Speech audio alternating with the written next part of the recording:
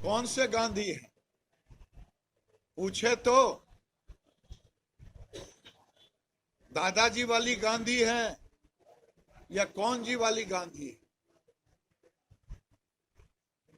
अगर कोर्ट का अपमान न किए होते और कोर्ट में माफी मांग लिए होते, आज इनकी ये दुर्दशा नहीं होती।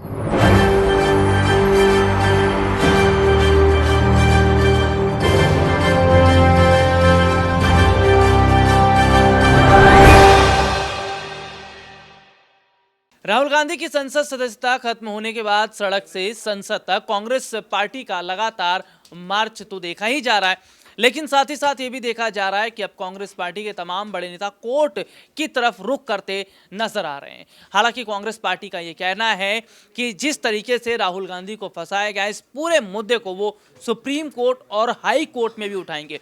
लेकिन कांग्रेस पार्टी का लगातार मोदी सरकार को घेरना और कांग्रेस का लगातार सरकार से एक के बाद एक सवाल करना भारतीय जनता पार्टी के तमाम नेता और मंत्रियों की मुश्किलें बढ़ती नजर आ रही हैं। यही वजह है कि अब गांधी परिवार पर निजी तरीके से वार पलटवार करना शुरू कर दिया है बीजेपी के इन तमाम प्यादों ने।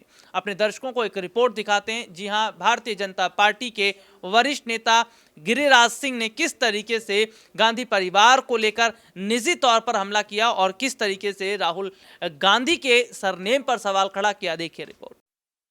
कौन से गांधी हैं पूछे तो दादाजी वाली गांधी है या कौन जी वाली गांधी है। अगर कोर्ट का अपमान न किए होते और कोर्ट में माफी मांग लिए होते, आज इनकी ये दुर्दशा नहीं होती। सावरकर बनने में उनको कई जन्म लगेंगे। सावरकर ने जो यातना सही है, कभी सेलुलर जो जेल जाके देखें। सावरकर की तुलना कर रहे हैं अपने से। सावरकर ने तो कुर्बानी दे दी देश के लिए। विपक्ष के कई नेता एकजुट हो गए और कह रहे हैं कि अब दूसरे का आपातकाल लग गया है देश में। क्या इसका चुनाव पे असर पड़ेगा? लेकिन मैं जानता हूं कि करोड़ों अति पिछड़े समाज को गाली देने की सजा कोर्ट ने भी दी है और आने वाले दिन भी कांग्रेस पार्टी को भुगतना पड़ेगा। भारतीय जनता पार्टी के अध्यक्ष जी से मैं कहना चाहूँगा, यदि पिछड़ों के नाम से आप घड़ियाली आंसू बहाना बंद करें।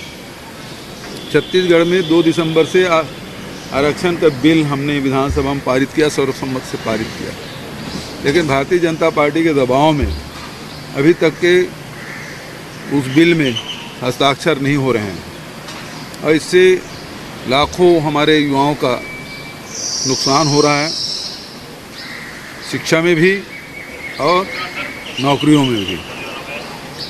कांग्रेस पार्टी हमेशा गरीबों के, वंचितों के हक की लड़ाई लड़ती रही है और भारतीय जनता पार्टी हमेशा इन वर्गों की उपेक्षा की है, इनके बीच में भेद डालने का काम किया है और अपना उल्लू सीधा करने का काम किया है।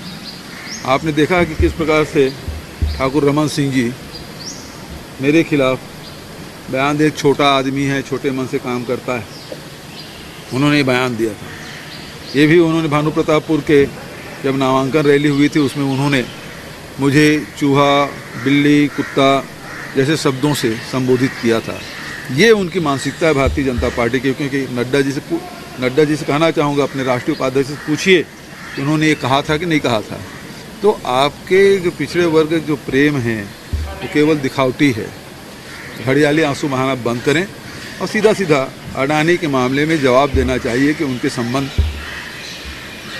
उनके नेताओं से क्या रहे। राहुल, ये रिपोर्ट आपने देखी जिसमें ये सीधे तौर पर देखा जा रहा है कि आज सरकार के पास मुद्दों पर जवाब देना इनके पास नहीं है।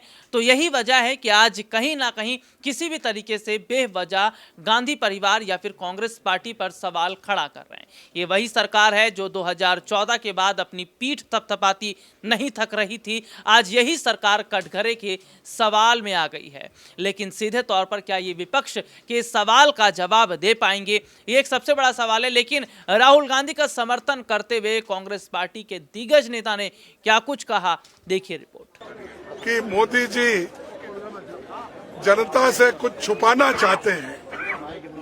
हालांकि नीरव मोदी, चौकसी, ललित मोदी, मल्ल्या ऐसे लोग करोड़ों, हजारों करोड़ रुपए सरकार से लूट के बाहर चले गए, लेकिन उनके बारे में मोदी जी मुंह नहीं खोल रहे हैं और हमेशा दूसरों को टीका करने में वो बहुत अच्छा समझते हैं।